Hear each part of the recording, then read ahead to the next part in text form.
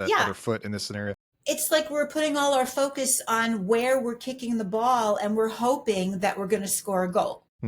Yeah. Rather than what I've learned, and this is the way that I coach people, and this is the way I teach, is that what we really need to do is start from ourselves and be super grounded in ourselves. And so we always start with values. And what are our values? And what is our life vision? And what is important to us? And how do we want to go through life and go out into the world? So we're very much planting that foot first, and then we're taking ourselves out into the world.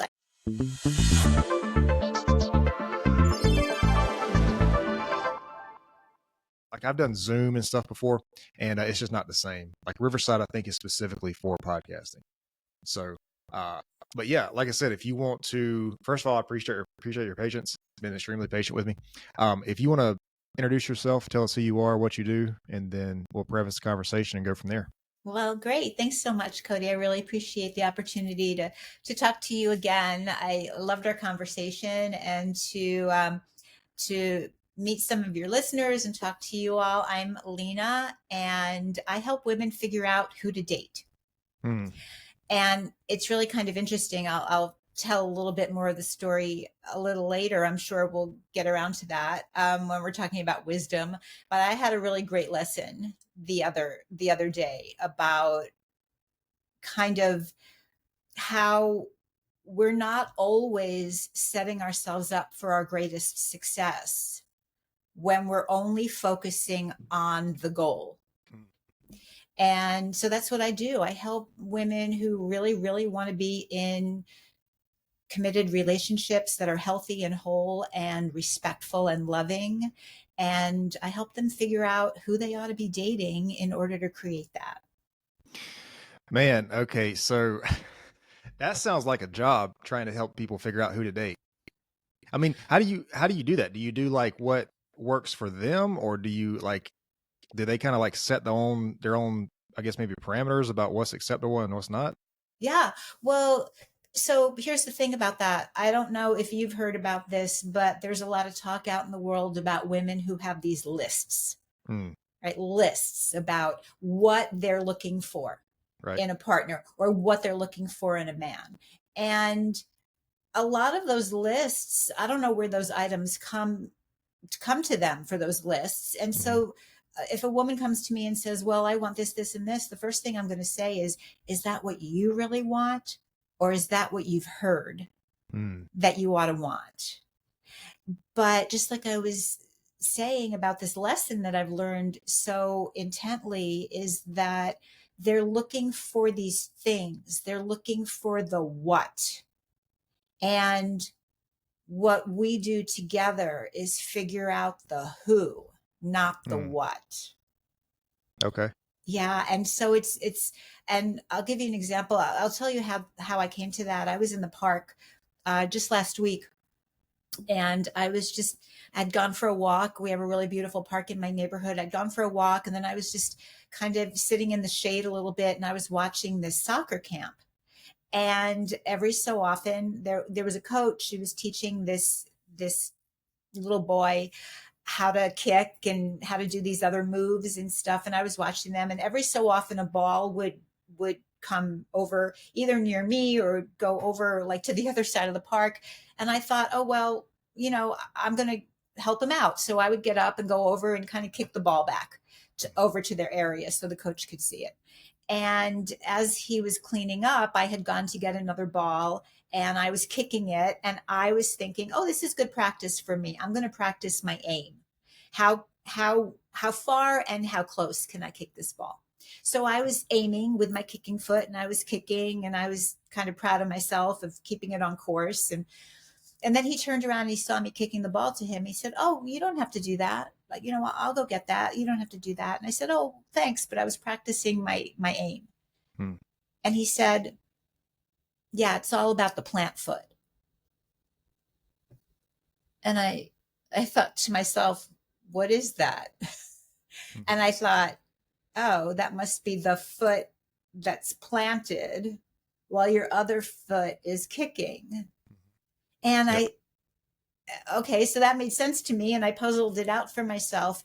But I really thought about that afterwards and I thought I hadn't given a thought to the foot that was just holding me up. I was just focusing on aiming the foot that was kicking the ball. And it's such a metaphor for how we date.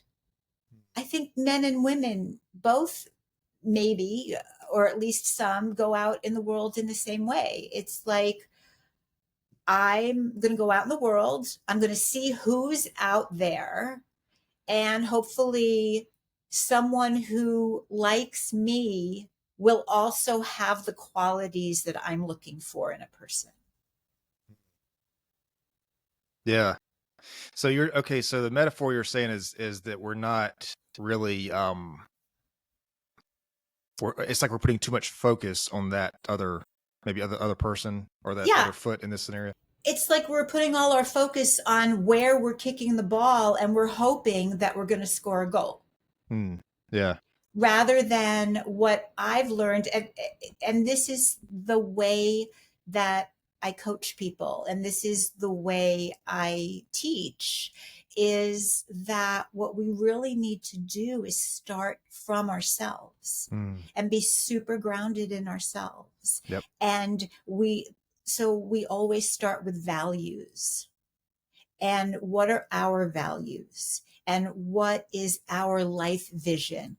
And what is important to us? And how do we want to go through life and go out into the world? So we're very much planting that foot first. And then we're taking ourselves out into the world. I always like to say that my clients date from themselves. They don't simply, date at whoever else is out there or put more focus on who's coming to them. Right. We and you know but it's also, but you do the same thing. I think in the times that we've spoken, I get a very clear sense of who you are and what your values are and how respectful you are. You're always so respectful Well, to me, and just the way you be. yeah, I appreciate that. Yeah, no, I think values are extremely important. I think that I don't think a lot of people understand that values are like a compass for your life. And Yeah. one thing that I love about this example you're using, this metaphor, is people who listen to this podcast or podcasts like this are probably going to see the connection. But in martial arts, it's the same thing. Like Mm. people think that you kick with your foot. You don't kick with your foot. You actually kick with your shin. That's where you're trying to make contact. But it's the planted foot needs to pivot in a certain way, and then it's more so about your hips twisting versus your shin actually making contact. So it's like, I don't know. I've never played soccer. I've never been a soccer person. I can imagine, maybe how you would do it. You plant your foot and then kick the ball, whatever. But in martial arts, that's kind of the, like I said, people who listen to this podcast might know what I'm talking about. But it's more so the contact with the shin is like the last thing, like the actual aim of where if you're hitting the bag or whatever it is, that's like the last thing. There's a lot of different things that have to happen before that, so I think this idea of like being grounded, whether in yourself or having this, one foot on the ground and the other foot making contact with the aim, I think that's a really good metaphor for that. Because I don't think that, I think in the dating space, and I think it's just in intimate relationships in general, I don't think a lot of people are grounded, because I don't think there's many things that are going to test you the way intimate relationships will, and I heard something one time, I don't know who said this, but it was like you meet the same lesson, or you meet the same person until you learn the lesson, or something along those lines. So, you have all these different failed relationships. If you don't learn what the lesson is, you're going to continue to have that relationship over and over until you learn the lesson. Exactly. And I think part of that learning comes from being grounded. But then then the conversation comes up, well, how does a person be grounded? How can we be self-confident enough to be grounded? How can we explore ourselves enough to be grounded? I mean, there's a whole different rabbit hole with that. But I think I do think being grounded in your values and yourself and your vision for life. I mean, because I think unfortunately a lot of people their intimate relationship kind of steers their direction in life. And that's obviously not being grounded. Yeah, rather than them steering their intimate relationships. Right. Yeah, that's Right. exactly what we're talking about. It's so interesting. You just reminded me of an experience I had many years ago. I had a very dear friend. I've always sought out women who were older than me, and some of them have been much older than me as friends. And I love being around the wisdom of women and older women who have been through so much and learned all these lessons, right? Mm-hmm. And I was talking to a friend of mine. I had just come home from a date, and we were talking, and I said, why does this keep happening to me? Whatever the it was at the time, why does this keep happening to me? And she said, because there's a lesson here that you're not seeing for yourself. Mm. You keep looking at all of these men that you're dating who are presenting this lesson to you, and you're ignoring that the lesson is for yourself. There's something you need to learn here. And until you do, they're going to keep showing up. And that's exactly what you were just saying, but she was able to make it so specific to me and to the idea of dating with that. And that's something that is so prevalent as well. And I'm sure you've seen it in other ways too. But I think one of the most dynamic questions we can ever ask when we're even on a first date or a second date, very early stages of dating someone, one of the most dynamic and most enlightening questions that you can ask is not how many relationships have you had, not what was the length of your longest relationship. For some reason, people ask that a lot, and I don't know what that really means, but it's, what did you learn in your last relationship? And the reason it's so enlightening is because, again, to your point, someone's values and someone's self-awareness will come up so immediately when they answer that question. Because are they going to put the focus on, well, I learned that men are, whatever, or, well, yeah, what I learned is, once again, women are blah, blah, blah. Or are they going to really express the self-realization that they've had of, oh, well, I learned that when I'm in a relationship, I tend to start to do this. Or, I've had a few relationships with people with certain qualities, and I realized that I interact in a certain way. It's, you're looking for someone to bring that answer back to themselves. Yeah. Yeah. And that's kind of what I'm saying. Like, that sort of opens the door of, how does a person, like, I think to be that level of self-aware and to have that level of self-awareness and to be that confident in yourself to look back on your relationships and say, I learned X from this. X is maybe a bad example. I learned Y from my ex relationship. Right. It's like, I think it takes an extreme level of, I don't know, just maybe confidence is a weird word to use in this scenario. You had to be okay enough with learning that. And I think the problem with, we can have jobs, we can have other things that we sort of fail at, but I think when it comes to intimate relationships, there's usually a high level of emotions involved. And I think that's painful, for a lot of people to look at that as a learning experience, or to look at that and take the majority of the blame for the reason it didn't work or whatever it was. But, I mean, I don't know, man, that leads into like the whole thing about like different attachment styles. People have the anxious avoidant attachment, which can teach you a tremendous amount about yourself. Like if you have one of those attachments, and I don't know if you get into that or not with your clients, but if you have one of those, that can teach you a tremendous amount about like how you see either, I guess it would be rejection if it's the anxious attachment, or what would it be? Pursuit if it's the avoidant. I mean, that's a very revelatory thing to learn about yourself if you fall into one of those categories. I feel like.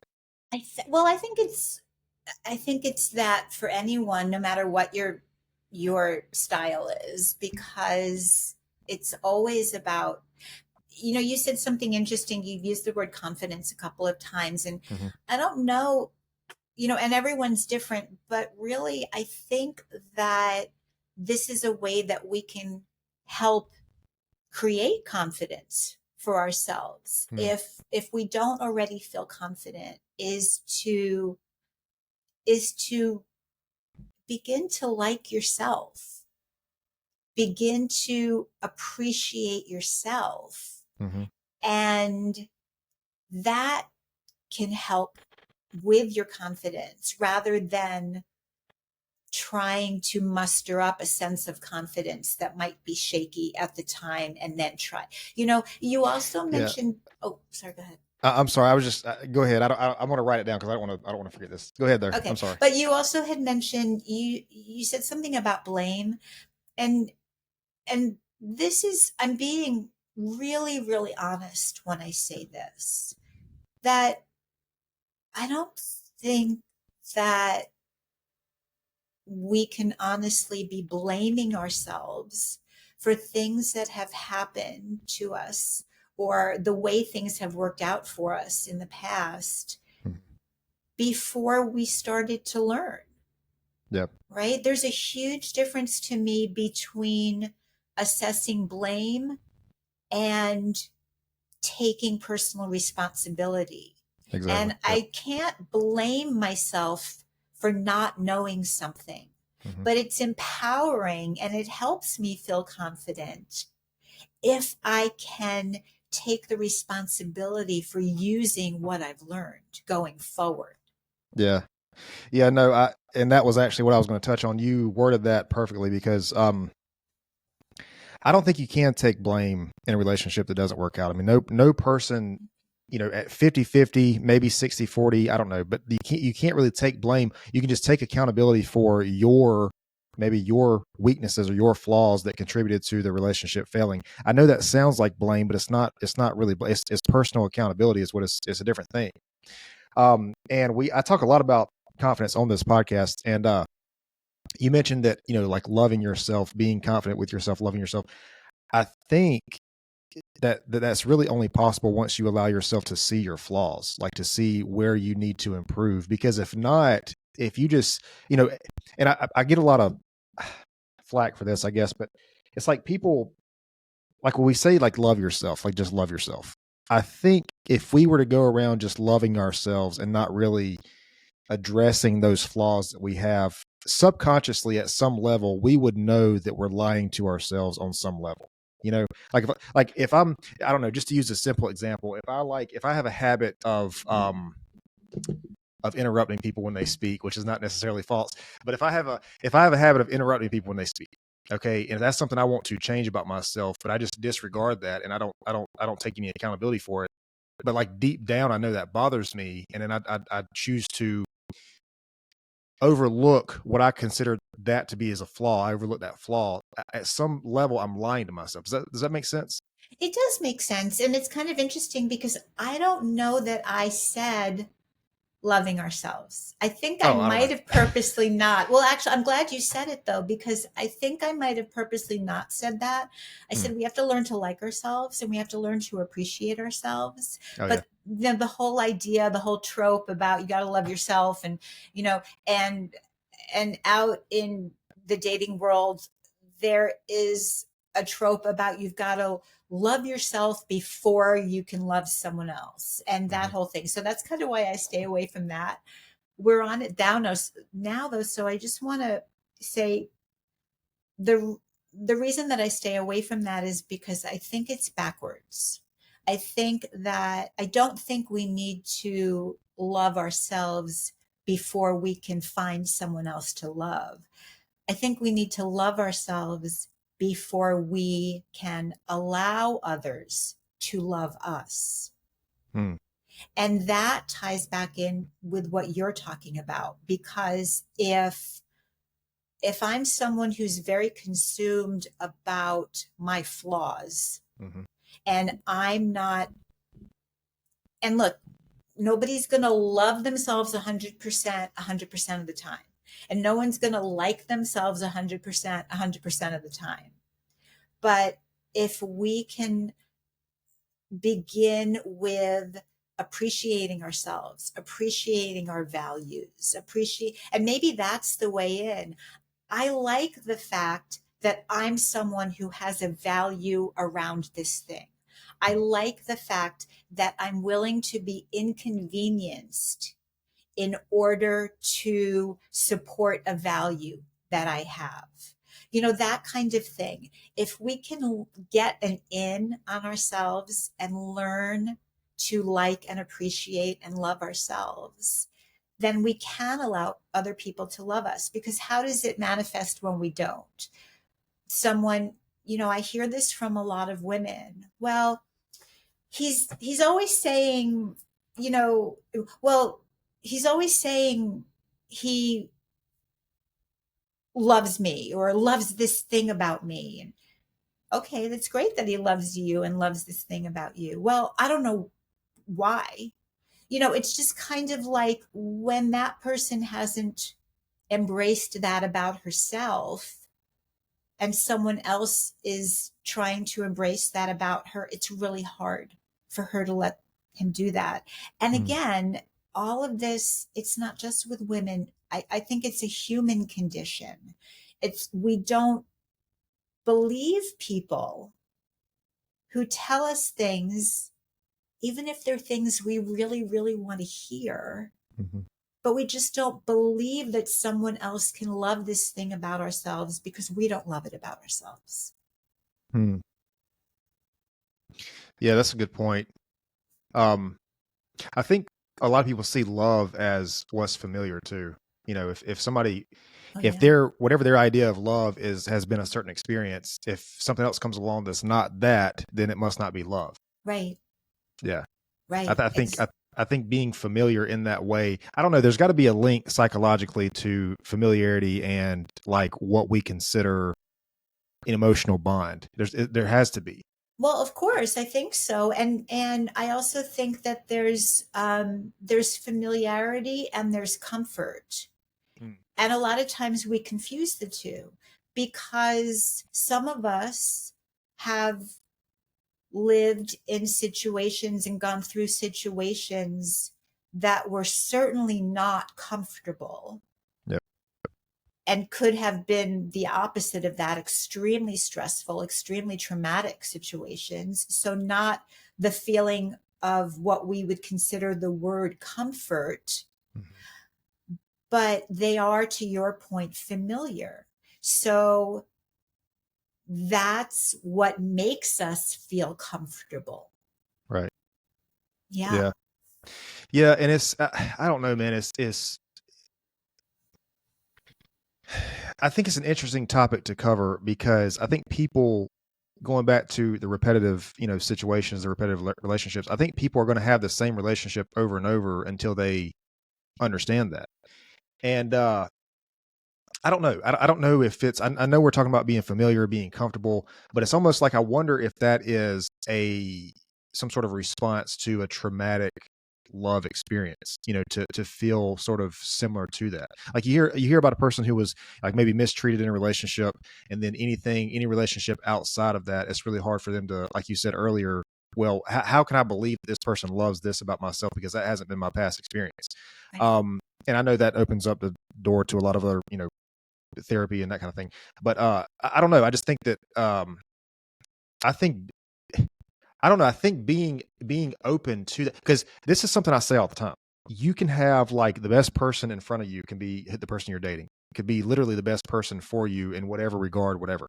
But if you are blinded, if you can't see that, if you're blind to that because of whatever reason, because you don't love yourself, because of your past experiences, whatever, you're not going to be able to see this person. Yeah. And from this person's perspective, who is trying to love you in that way, they're just trying to love you. You know what I mean?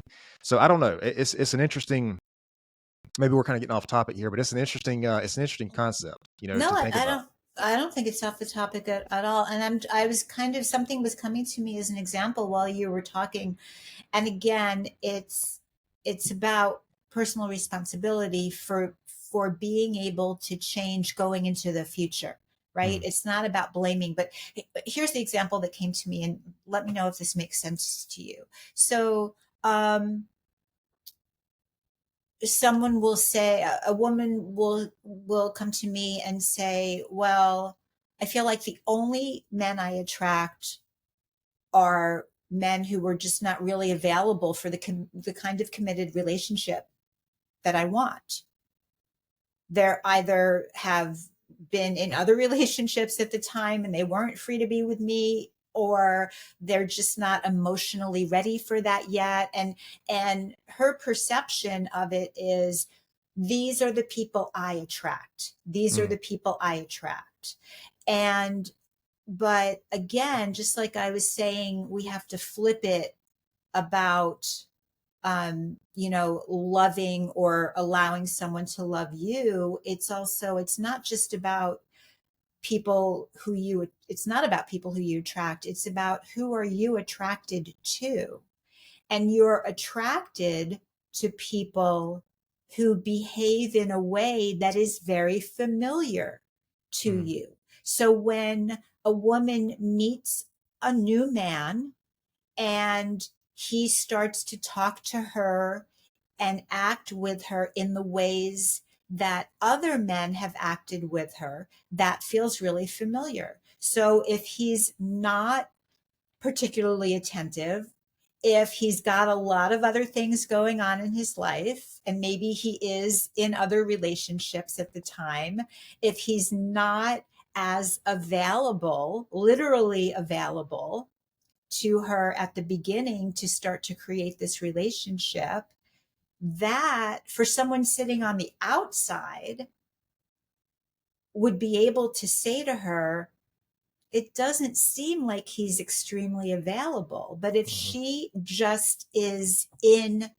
feeling the pull about the familiarity of it, she's just going to maybe continue going down that path with him until she finally is confronted again with, he's not available. Mm. And that's what I mean about, it's not a blame. It's not to blame her. It's an opportunity for her to become aware.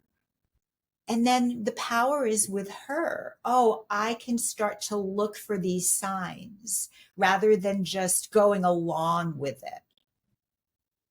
I can start to see it and change my behavior, starting with me. So that means maybe at the very beginning, when a man is kind of not as available and not as in it with me early on as I'd like, that would be a good place for me to say, maybe this is not the right person for me to pursue this with.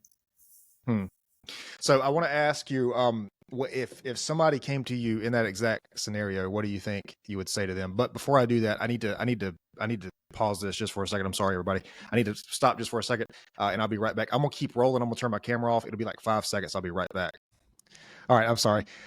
So we were saying that if a person feels like the familiarity is the only way they can experience that, I guess maybe experience that love, and if it's not familiar, then maybe it's not, that person's not good for them. What do you think? And I know there's probably different factors, different variables that would depend on the answer, but just in general, what do you think, if a person said that to you that you were working with, what do you think your response would be? Well, like you said, I mean, it's always so interesting because it depends the way the question is phrased, right? But I think the conversation would be around, if what you've been doing in the past is not bringing you the kind of relationship that you really want, let's examine that. Let's take a look at what's been going on up until now and see how we can shift that Hmm. to start to create a different outcome for you. Okay. Yeah. Here's the thing, it's so interesting. I actually, knowing that the title and the topic of what we were going to be talking about today, I actually went to the dictionary. I'm a word girl. I love my dictionary. My dictionary app is the only app I pay for on my phone. Mm. And so I looked up the word wisdom, and I found something really kind of interesting. The first definition is the ability to discern inner qualities and relationships. Hmm. And the second is good sense and judgment. And there's a fourth definition, which says it's an accumulated knowledge. Mm-hmm. And that's kind of interesting because that's what I've always considered wisdom was, accumulated knowledge. Yeah. But whether or not we become wise is in the doing. And that's where the learning is, right? Because we can be taught things, we can read things, but until we start to implement and practice what all of that, that's when we say we're learning, is when we're doing. And so, when we think about the discerning qualities and relationships, if all we keep doing over the course of life is repeating what we've always done, even though we're kind of getting messages that what we're doing isn't working. But if we're not examining what we're doing and taking all of that into consideration and then acting differently, using all of that accumulation for our benefit to not just repeat, right? That's when we become wise. Yeah. Yeah, that's actually a really good point, man, because I think about, like, if you think about a wise person, it's if you have an example of what you think a wise person is in your mind, is different from an intelligent person. Maybe the wise person is intelligent. Yes. But it's a different person, Yes. Yes. Yeah. So that's a really good point. Yeah, and I think maybe in layman's terms, the difference between intelligence and wisdom is being able to take whatever knowledge you have and then apply it and retain it to real world scenarios. And I think that, again, going back to the confidence and the self-acceptance part, allowing yourself to learn whatever that lesson is, I think is a huge part.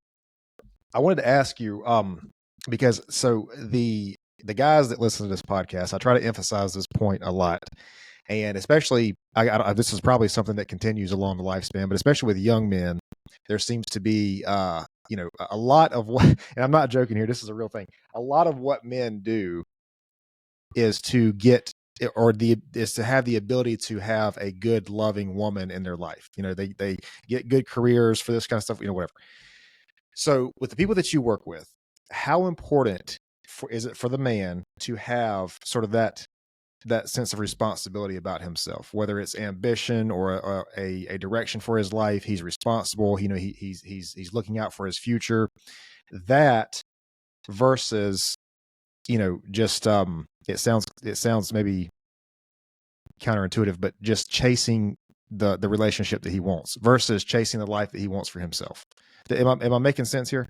Yeah. So, like, with the women that you work with, what percentage do you think would rather the man that they want to date in their life has that sort of sense of direction for himself and building a life versus trying to pursue the relationship? I know you have to pursue the relationship, but I'm saying, where do they prefer his main focus to be? Because I try to emphasize this message, especially to young men who listen to this podcast.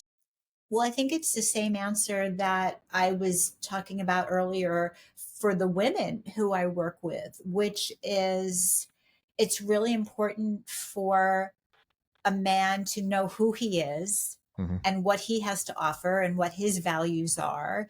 And it's really attractive to women to meet men who know all those things and can express all of those things.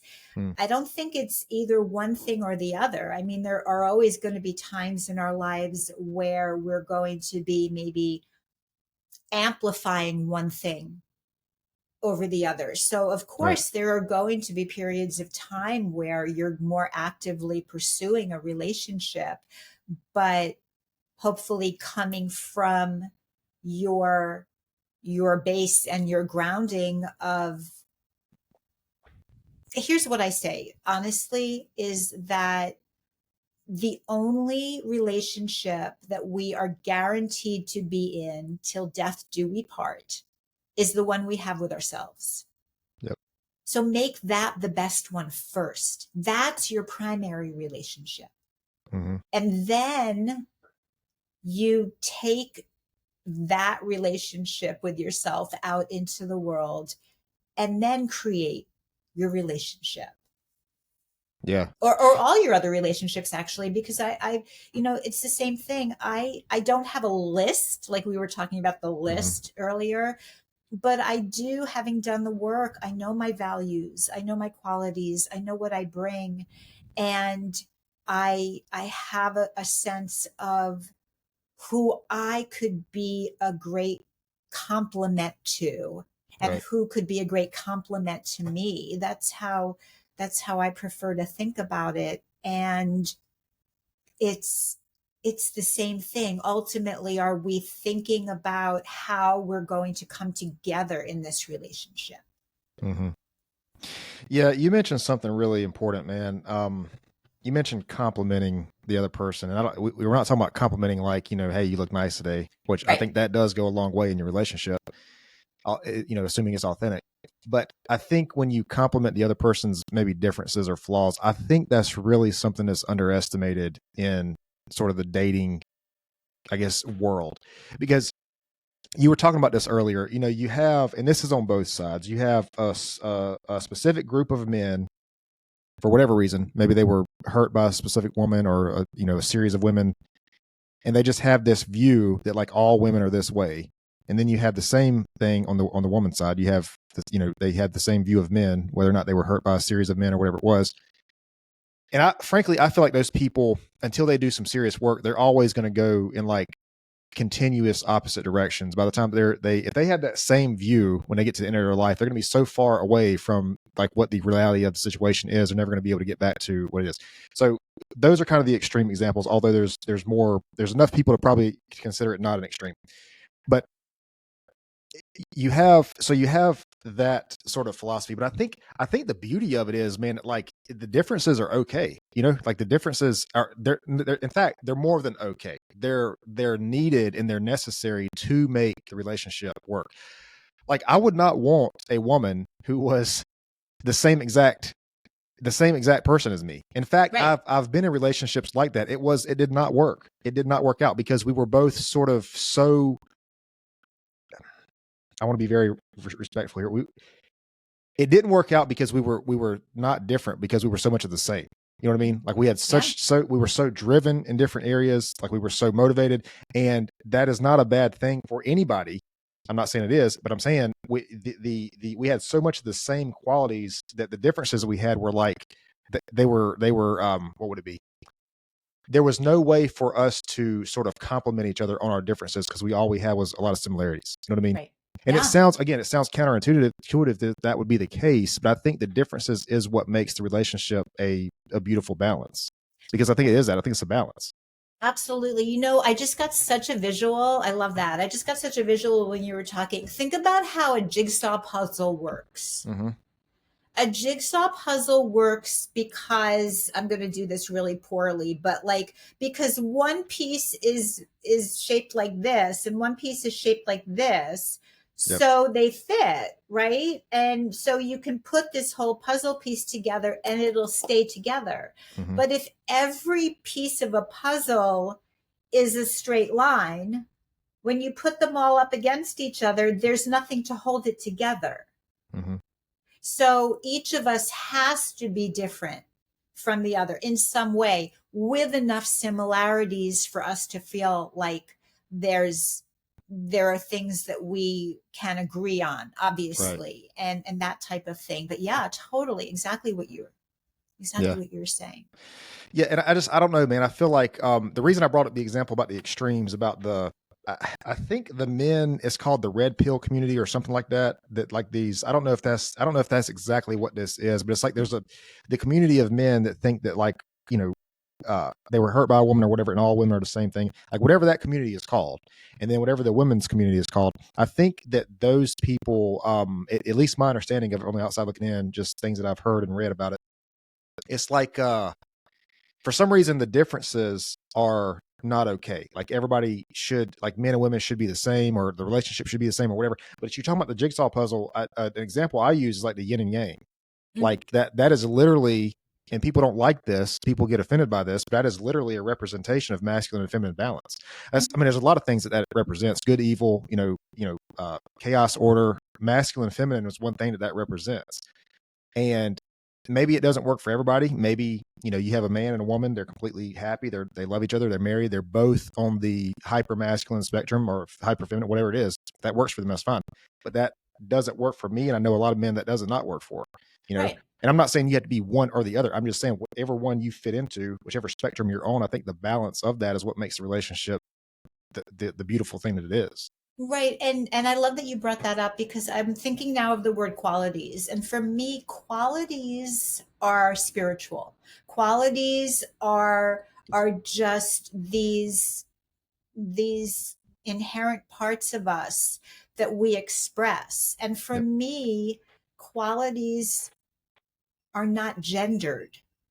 Hmm. If I have a quality of strength, I can be strong as a woman. Mhm. You can be strong as a man. If you have a quality of nurturing, you can nurture as a man. I Mhm. can nurture as a woman, right? I Right. think that, it's a whole other conversation about people being really tied to gender specific roles Hmm. versus the yin and the yang of people's qualities and Right. how can that best serve that relationship. Yeah. Yeah, I get what you're saying there, and I agree with that. I think I would also say too that I think there are, and this isn't in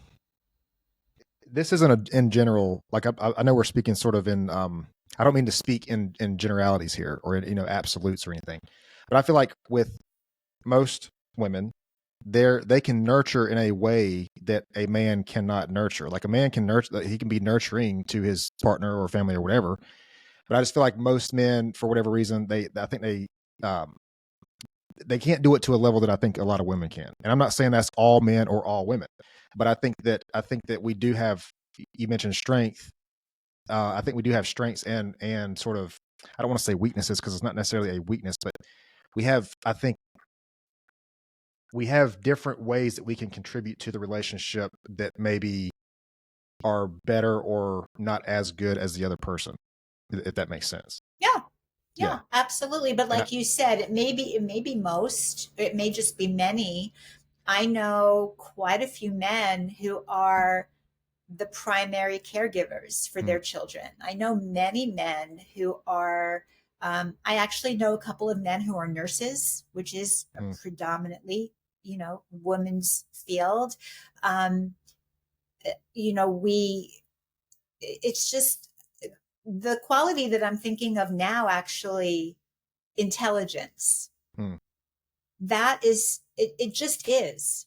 Intelligence just is. And, anyone, man or woman, can be intelligent and equally as intelligent. It's that, that type right. of thing. But yeah, to your point, I think probably, um, yeah, most, if not even, just many. Yeah. Well, Yeah. but I mean, again, though, I think that's the beauty of the balance, Hmm.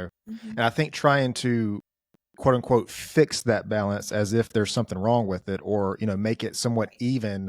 I think that really kind of destroys the beauty of what it is to begin with. And I'm not Right. saying that that's the same for every relationship. I'm not, you know, a relationship, especially intimate relationship, man, it's crazy because it's so. I feel like it's. I mean, yes, there's like general guidelines, general parameters, but I feel like it's so subjective to the people in the relationship. You know what I mean? Exactly the Yeah. point. And so many people are trying to fit, Right. are trying to fit into what they've heard. That's exactly the point. Yeah. I think of what we're talking about here. Because again, like you just said, if it works for your relationship, Hmm. then that's beautiful. Yeah. That's beautiful. But if you are, I think, okay, the story of, for such a long time, women thinking or being told flat out, men don't like smart women, men don't like really successful women, and women thinking that they have to dumb themselves down in some way when they go on a date, because men, as I do really simple math. If Hmm. there's approximately 8 billion people in the world, that means that there's approximately 4 billion men in the world. Hmm. How can you tell me that men, like 4 billion men, all feel the same way or think the same way about something? Hmm. But we take that on, and it starts when we all learn to date, which is in our adolescence, right? That's when we're first becoming really aware of feelings, of sexual feelings, and of who we're feeling those feelings towards, and all of that happening. But when you think about it, it is also a time in our lives when we are so focused on how we think other people are perceiving us. Hmm. So I think honestly that it's all tied up together, and that we never lose unless we consciously work on it. But I think that's why we all tend to date in the same way throughout our lives, no matter how old we get, is because dating becomes very tied in with, how do other people perceive me? Hmm. So it's, well, if I'm out with this person, how am I going to be seen versus if I'm out with this person? Yeah. Rather than just really focusing on us and who do we want? Who are we really attracted to? Hmm. Yeah. And this kind of opens up the door for the conversation of, I've talked on this podcast before about marriage, and I mean, I don't know, maybe it seems like I'm against marriage. I'm not against marriage, but what I am against is the government dictating how your relationship with your partner should be.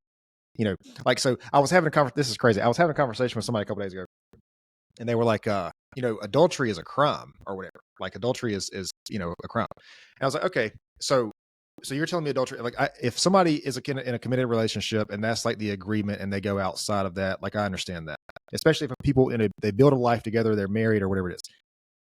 But I was like, okay, so let's just say that if you have a man and a woman, they're married legally, and the agreement between the two of them is that this not going to be a sexually exclusive thing.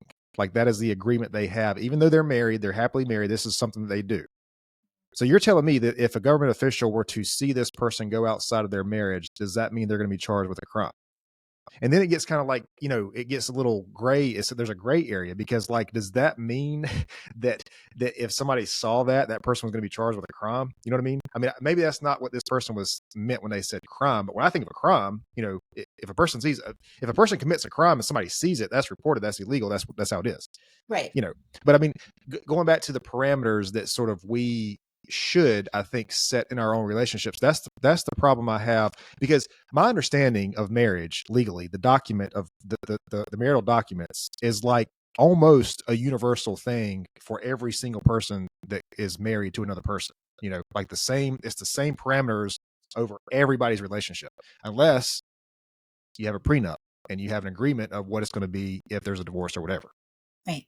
And for some reason, people don't want to have that conversation, but it's like, okay, so you would rather the government dictate what's going to happen if this doesn't work out versus you two dictate it? I mean, like, that blows my mind. Well, but it's kind of interesting you bring that up, because there are people who don't have wills, right? And there are people who have children who don't have wills. So not only are some people saying that they're willing to let the government figure out how to dispose of all of their assets, but they're also putting their children into the hands of the government to decide how those children are going to be raised if they were not able to raise them themselves. Yeah. And I don't know, though, if they think about that in the way that I just said it. I think it's just something, I think it's maybe in us as humans, we don't want to think about something ending. So we don't want to prepare for the possibility of it ending, because I do, there are people who think, well, if I plan for it ending, then it'll end. And if I just focus on, it going, then it'll go. And I respect that. I get it. I totally get that. It's just that, like, to your point about being in a legal situation, you have to take care of your legalities. Do you think that that person meant that adultery in and of itself was a crime, like the crime the way you're defining it? Or, I mean, because we know that it's illegal to marry a second person if you've already married. Well, it depends. It depends on the religion. It depends on, like, religion can have a different take on that. Oh, that's true. But okay, that's kind of interesting. I haven't really. Now, I don't know, because the U.S. has freedom of religion. So a person, and I don't want to say which religions, I have a pretty good idea, but I don't think every person in that religion practices marrying multiple people. So I'm not going to say that. But there are religions in the world where you can marry, like a husband has multiple wives. Right. So if that person were living in the U.S. and we have freedom of religion, but we simultaneously also have the adultery laws, does that mean that that person can have multiple wives in the U.S.? That's really interesting. That's an interesting question. If someone was married in another country to many people and then came here, yeah. Well, it's not even that. If they were here, like, let's say they're not married, but they live in the U.S. and they say, "Hey, my religion says this." Oh, I see. Yeah. Could they then marry multiple people? I don't know. I don't know. I don't think I've ever met a person in the U.S. that has multiple married spouses. Right. But I mean, I know that there are people in those religions, and that's just something like that in sort of that culture. I don't know how everybody feels about it. I've never talked to people in that space, but I know if you look online and you go in these little these forums or whatever, it's just like a thing that happens. It's just like normal. Like, I mean, here Christianity is a huge religion in the U.S., and it's just like that's just a normal thing to have this union of between two people, and whatever. I mean, but I didn't mean to cut you off. But I'm just saying I think that sort of plays a big role in it. Yeah. But you were asking the question, did the person mean like a crime, or like, is it just like some people will say that's a crime, or it's a crime against nature or something. I just wondered if they meant, that it was like they were saying that they just felt like that was a crime to commit adultery. Well, maybe both, but I think that they did mean it was like illegal under the the laws of the U.S. And if you take the emotions out of it, if you take the morality out of it or whatever, it's basically a violation of a contract between two people. That's basically what adultery comes down to. Assuming that the people are, it's a sexually exclusive thing. It's just those two people or whatever it is. That's in business terms, that would be a breach of contract. That would be a violation of a contract. And that's why it is a,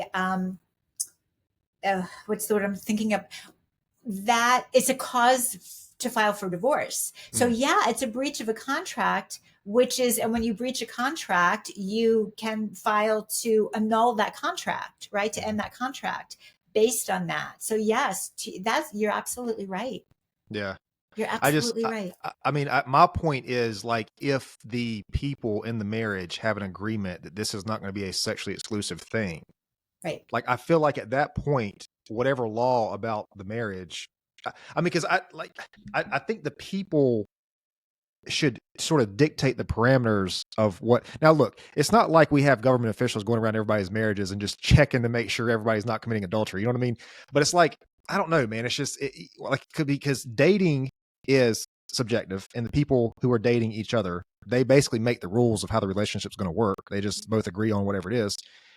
So why can't we take that same philosophy and apply it to marriage? Why, as soon as there's a marriage involved, there's a government contract, there's a document or whatever it is that states what's going to happen, what happens if it doesn't work? I don't understand that, and I feel like more people would be much more open to marriage if they felt like they made their own rules of not necessarily how it works, because I think that's sort of, I think most people can do that, but what happens if it doesn't work? Yeah. That's the big thing. Yeah. And to your point earlier, that's where the prenup comes in. That's what they're doing. They are laying out the terms of their contract outside of what. Okay, so I live in a state that is a community property state. So, and I think you have to be married for 10 years, I believe. And then if you divorce, the rules of the state, the law of the state says that you split everything 50-50, unless you have a prenup. So that does mean that each relationship gets to set its standard and be bound by its rule, but it has to be in a document that's just the same as a government document, right? I guess that's that. I mean, please, and I'm sure somebody will let you know if I was incorrect, but I do believe that a prenup supersedes the law of a state. Yeah, I don't know, but I'm way past. I'm sure I've offended somebody by this point. But I mean, I don't think I don't think marriage is all bad. I think one thing that it really does do is it provides a lot of security for the people that are there. And I don't mean just financial. I mean, like, you have to think about a marriage, man, because in the dating space, if you have an argument with somebody, there are people who date this way. It's like every single argument, the relationship's over, and like, you can't get anything done like that. There's no way you can get over, And so, but it's like a marriage is like, there's a sense of security around that. Maybe it's the adultery part of it. Maybe it's the how you handle problems, which I think is a huge thing. Which people will hear this conversation and they'll say, well, if you're talking about how it's going to end before it even starts, you shouldn't be with that person. And I disagree with that, because if you can't talk about what happens if it doesn't work, then maybe you shouldn't be with that person. If you can't have the conversation of, hey, look, we're 30 years old, we're 40 years old, we're 50 years old, whatever it is. If we get married 15, 20 years down the road, if it doesn't work, if you can't have that conversation with a person, I don't know that you should be making that agreement with them. I mean, that's a huge thing. So anyway, so people will hear that and think that, whatever. I've already said. Well, no, I mean, but that's another reason. Like I gave a couple of reasons earlier, and that's another reason why people don't think forward and don't prepare and don't maybe have a prenup if that's something that would have been good for them, because of either I don't want to think about this ending, or if we're talking about it ending, then we shouldn't be together in the first place. That thought is just maybe not it depends on the circumstances, right? It totally depends on the circumstances. But we're also talking about legal documents versus how two people are going to work out the parameters of their relationship too. Right. Yes, it's two different sort of things here. Yeah. I think all this boils down to every relationship is unique and subjective to the two people. And I think, going back to your earlier point, trying to fit something that's so unique, because here's the thing, these two people, first of all, let's just assume there's two people involved. There's two people in this relationship, and that's already, they are already unique in themselves. Like, there's not person A and person B do not exist. Like, that's outside of that is the only person on the planet who are those people. Which means that relationship is going to be unique. There's never going to be another relationship that is that exact relationship, because those two people are unique. It's if you have, I'm not a mathematician here, but if you have an exact thing of this, an exact thing of this, maybe this would be more chemistry than math. If you have an exact thing of this, exact thing of this, it's like a child. like a child. Two people come together and form that child never exists outside of those two people. You know what I mean? That specific, like that combination of DNA, whatever. Anyway, so the relationship is so specific to the people. Like, I don't think, I just can't see how we should fit into what another relationship is, or like the neighbor's relationship, or like what you mentioned earlier, you know, the boxes you're trying to check off or whatever. If that's something from you, if that's your personal values or your, like what you desire, that's completely different. But I think I don't know. I think you're setting yourself up to be miserable, not just in intimate relationships. This is in business, this is in career, whatever. If you're trying to fit into a box that you think other people are, you know, outlining for you, I don't think that's good at all. Right. And also, if you're fitting other people into a box. So let's take this back to now the conversation about dating and going out and meeting people and being in the beginning stages again. So if you are someone who has a belief that, okay, give me an example. Cody, tell me something that happened to you in a really early relationship and that you might think could happen again. Just what's something? Good or bad? Something that you didn't like. I'll put it like that. Um, Have you ever had someone you felt like was just trying to go out with you because you treated them well? You know, maybe it was about your money, or maybe it was about your cachet, about being seen with you, or maybe it was about I don't know, but something. well, I guess one time there was a situation where I went on a couple dates with a person and we had fun and everything, but it was clear to me that that was the only reason she was there, was for the experience of the date. Like she was not interested in pursuing a relationship with a person or whatever. Okay, that's a perfect example. Okay, Yeah. so that happened to you. And like we said early on, things, you know, the experiences that we have early on, we tend to kind of feel immediately that that's familiar. Mm-hmm. And again, I keep going back to this, but maybe it's human nature. But from what I hear out in the world, people tend to carry the negative stories around with them more closely to their heart than the good stories, right? So because we've all had perfectly nice dates too with people Mm-hmm. who just weren't for us, but we Right. tend to really hold on to our stories about all the things. So like if you were going to go on a date with someone tonight and you were having a really great time and you were just having fun and it's just your first date and you don't know anything about where she's, you know, heading with it, but you're having such a great time. But if you got home and started to say to yourself, well, she's probably just in it for a good time. We had a great time tonight. She's Mm-hmm. probably not interested in a committed relationship with me. Right. Right? You don't know that, Mm-hmm. but you're telling yourself that. So how could this go? Are you going to be anxious tomorrow morning to get up and call her and say, hey, let's go out again? Or you start to work on yourself with, she's not really interested in me. Mm-hmm. She was just in it to go out and have a good time last night. Yeah.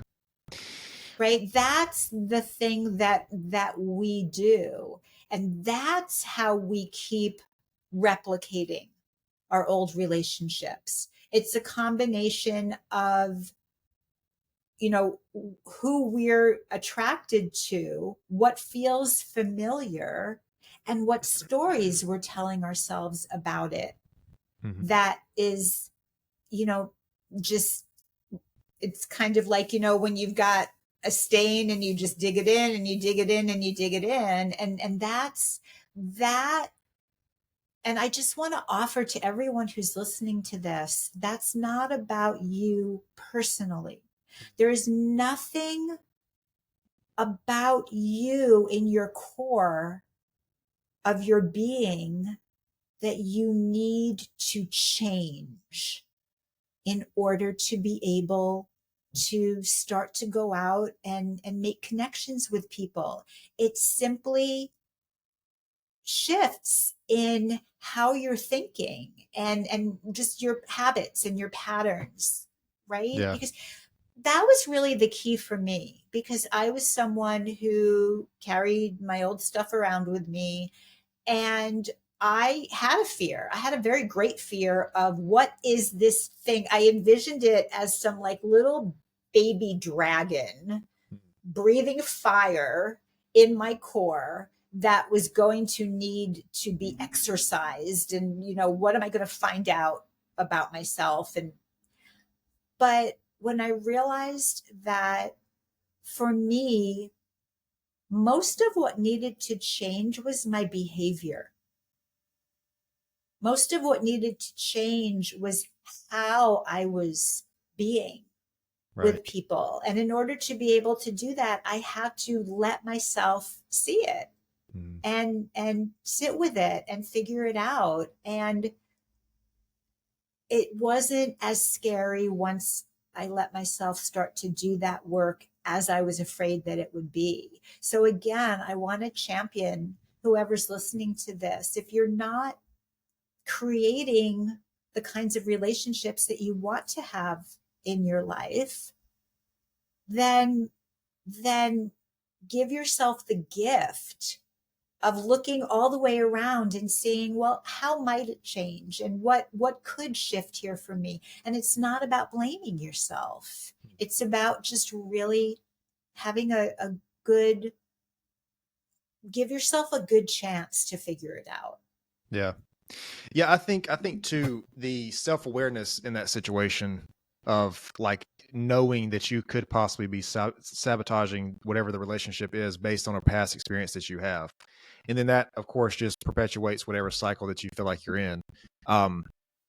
Cause yeah, I mean I think that's definitely, I say all the time on this podcast and elsewhere that self-awareness can alleviate, if not eliminate, a lot of problems that we have, you know. Oh, absolutely. And it's not, like going back to the example I gave, I wasn't mad at this person, whatever. It's not like it wasn't that kind of thing, but I can see your example. If I were to take that and apply it to every date that I was on after that, I mean, that would, that would not be good. I feel like, for anybody. And that's the pattern. The pattern that we have is applying our past experience to absolutely everybody, like you just said. Yeah, because especially when we have the thought, then it becomes all women are like this, or no woman is like this. And it's just our pattern that's creating that for ourselves, because we want to start proving ourselves right. Yeah. We want to start proving ourselves right, so we create that. Yeah, I found out, man, that just talking to different people, working with different people, absolutes when it comes to personalities, always, never, all, none. Those things are almost never true. You know what I mean? Like, Exactly. I mean, especially when it comes to personalities or the potential possibilities for two people meeting and it being a thing or not being a thing. I mean, it's just I don't know. I do have to close in a couple minutes. Do you have a social media website or anything that you want to I share right do. here? So my website is lenaehrenberg.com, and that's LenaEhrenberg.com. And I'm on Instagram at Have More Love. All right, perfect. So and I think you might have sent me that. If you didn't, I'll put it or if you do, I did. let me back up. If you sent me that, I think I have it. I'll put it in the description. Yeah. So something that I ask everybody before we close, if you could share either the or one of the most important lessons you've ever learned. It could be from your personal life if you're comfortable sharing it, or your career. What do you think is one of the most important lessons you've ever learned? I think the most important lesson, or one of the most important lessons I've ever learned, is I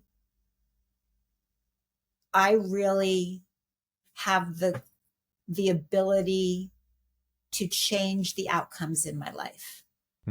I used to believe that life just was, and I would go along through that life and get what I got.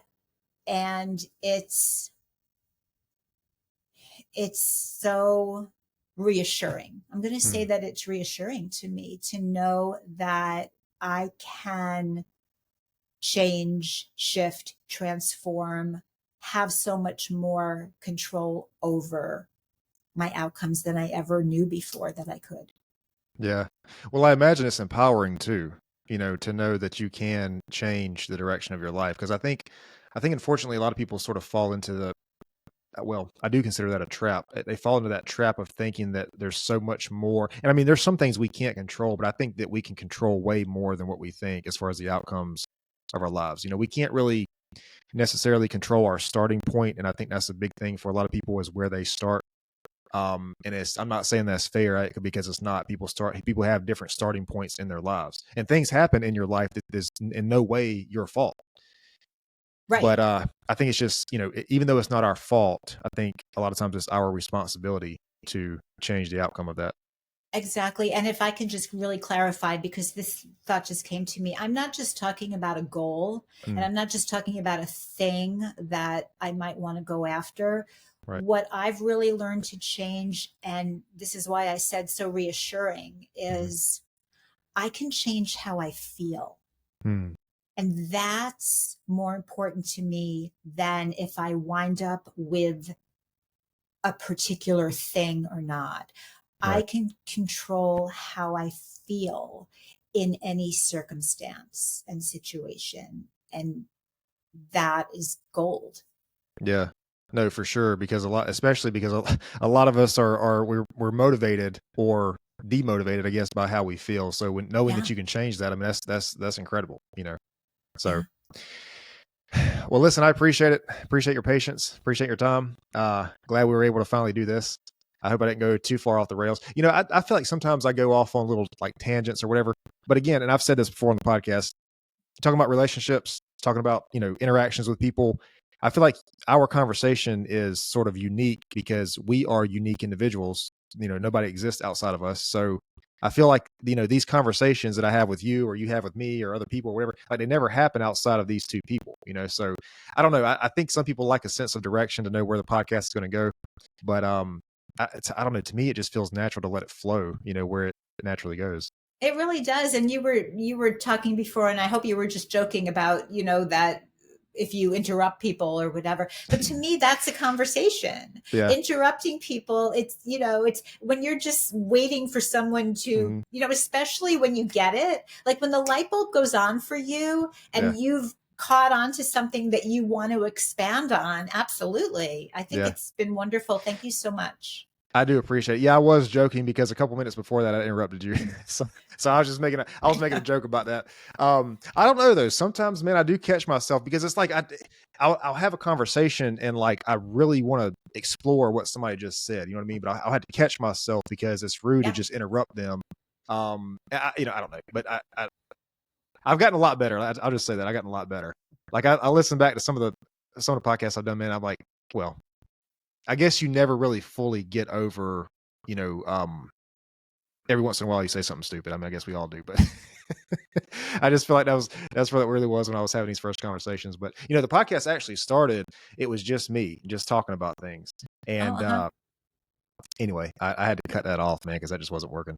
I mean, even for somebody like me who I feel like can talk a lot, but I mean, it was that, but it was also too, I feel way more this feels way more natural talking to another person versus like just me talking to myself about a thing that I know. Like, I mean, it just feels more natural. Absolutely. So, but yeah, I do appreciate it. If you can hang out for just a second, I'm gonna stop this video and I'll explain to you how I upload everything. But I do appreciate your time here today. Thank you. Thank you.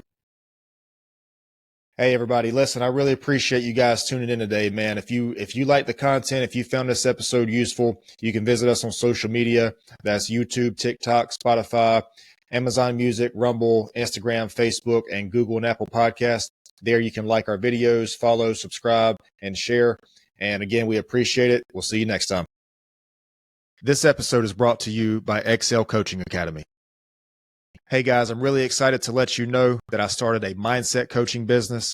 So what I want to do with this business is I want to help entrepreneurs, business owners, salespeople, leaders, and fitness enthusiasts or athletes develop the right mindset to increase revenue, improve business or performance, and overcome the challenges needed to become the best version of themselves. You can get more information about this by emailing info@excelcoaching.academy.